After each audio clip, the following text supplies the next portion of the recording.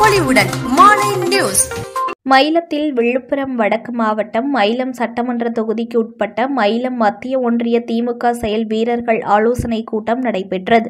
மயிலத்தில் உள்ள தனியார் திருமண மண்டபத்தில் மயிலம் மத்திய ஒன்றிய கழக செயலாளர் செழியன் ஏற்பாட்டில் நடைபெற்ற கூட்டத்திற்கு ஒன்றிய அவைத் தலைவர் பரசுராமன் தலைமை தாங்கினார்.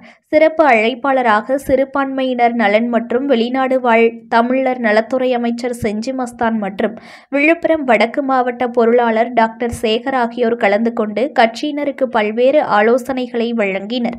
நிகழ்ச்சியில் முன்னாள் சட்டமன்ற உறுப்பினர்கள் மாசிலாமணி, சேதுநாதன், தீர்மானக்குழு உறுப்பினர் செஞ்சி சிவா, நிர்வாகிகள் சங்கர், தமிழரசன், சத்யா, சின்னதுரை, பழனி, ஜெயராமன், துரை, பிரகாஷ், விஜயன், ரகுபதி, விஜயகுமார் உள்ளிட்ட பலர் கலந்து கொண்டனர். முன்னதாக அனைவரையும் வரவேற்று பேசிய ஒன்றிய செயலாளர் செல்லியன், வருகின்ற சட்டமன்ற தேர்தலில் வெற்றி பெறுவது நம் இலக்கு என பேசினார். நிகழ்ச்சி முடிவில் அனைவருக்கும் அசைவ விருந்து அளிக்கப்பட்டது.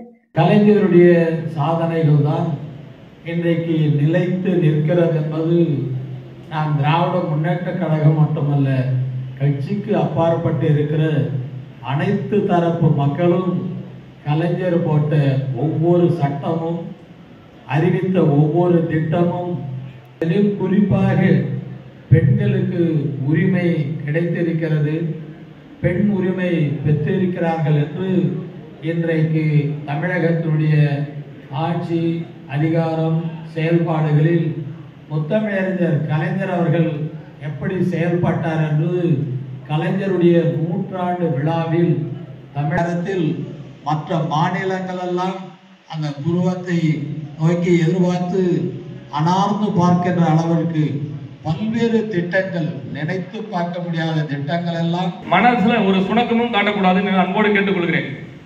இப்போ பாத்தீங்கன்னா திமுக விட்டா வேற எந்த கட்சி சமூக நீதிக்கும் சம உரிமைக்கும் பாடுபடுற கட்சி எந்த கட்சி இருக்கு?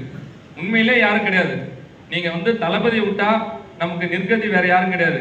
நீங்க எப்பாடுபட்டாலும் தளபதியை வெற்றி பெற வைக்கிறதுக்கு உங்க மனசுல சின்ன இடங்கள், சின்ன சஞ்சல கூட 2 கிளைச்சாளர் இருப்பாங்க, பார்த்தா அவங்களுக்குள்ள மன கஷ்டம் இருக்கும்.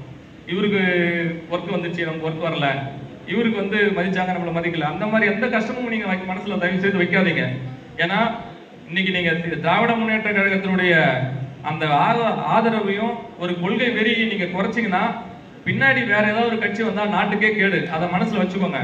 நம்ம பெண் உரிமை எடுத்தாலும் சரி, சமூக விடுதலை எடுத்தாலும் சரி, சமூக நீதி எடுத்தாலும் சரி, எல்லாரும் எல்லாருக்கும் கிடைக்கணுங்கிற திராவிட மாடல் எடுத்துக்கிட்டாலும் சரி, திமுக விட்டா இன்னைக்கு யார் இருக்கிறாங்க?